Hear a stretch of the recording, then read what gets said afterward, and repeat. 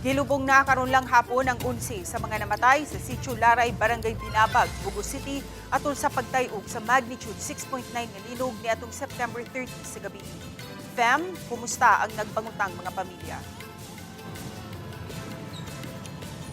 Ses, pasado las 4 karong hapon, himpit nga nahatod sa ilang katapusang pahulayan ang mga namatay ang kunang 11 ka mga namatay sa Sitio Laray, Barangay Binabag, Bugo City atol sa pagtayog sa kusog nga linog.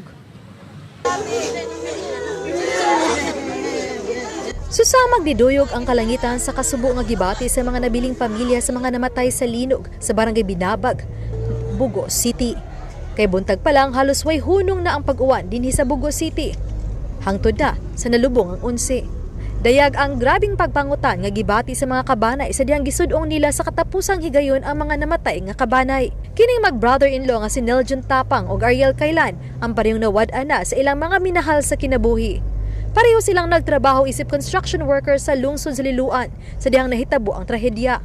Si Ariel kinsa 2 ka bulan pa lang nabalo siyang asawa.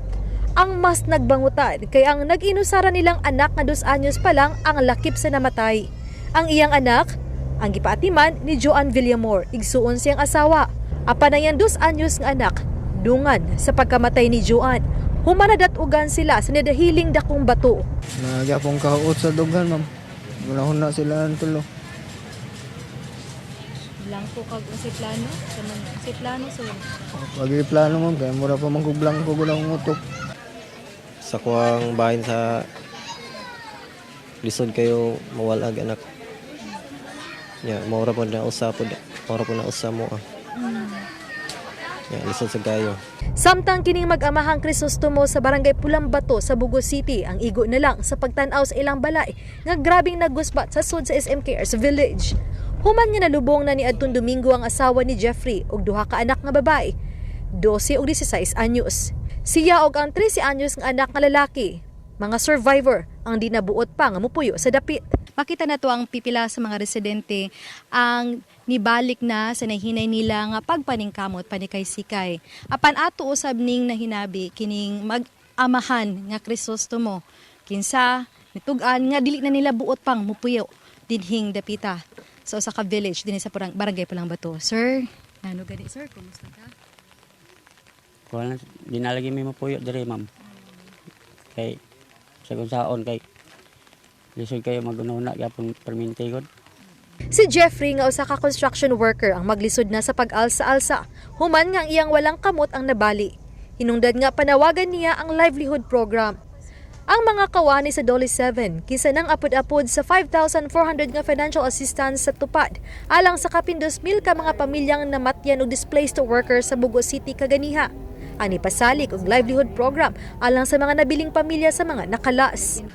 Sa entire Bugo is 14 beneficiaries.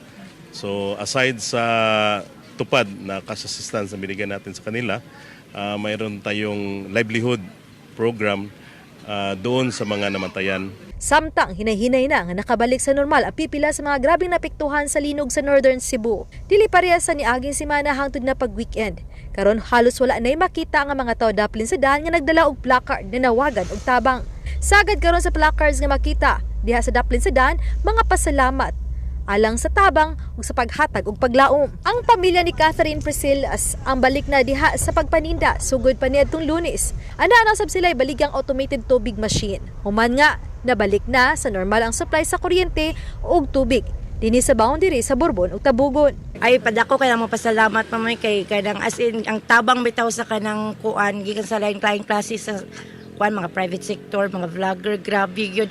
Karon pag ko nakasuway nga kanang ang traffic ba kay tungod sa kanang mga donations kani sa tao.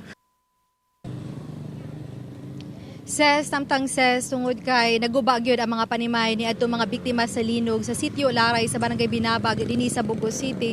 Hinungdan nga paghuman sa lubong kaganiha matod sa pipila sa mga nabiling pamilya sa mga namatay nga temporaryo silang mupuyo sa ilahang mga kabanay o mga paryente nga diha dinhi sa Bugo City ang uban sa silingang mga munisipalidad samtang uban usab nga wa nagikapuy-an ang temporaryong muistar sa Tent City.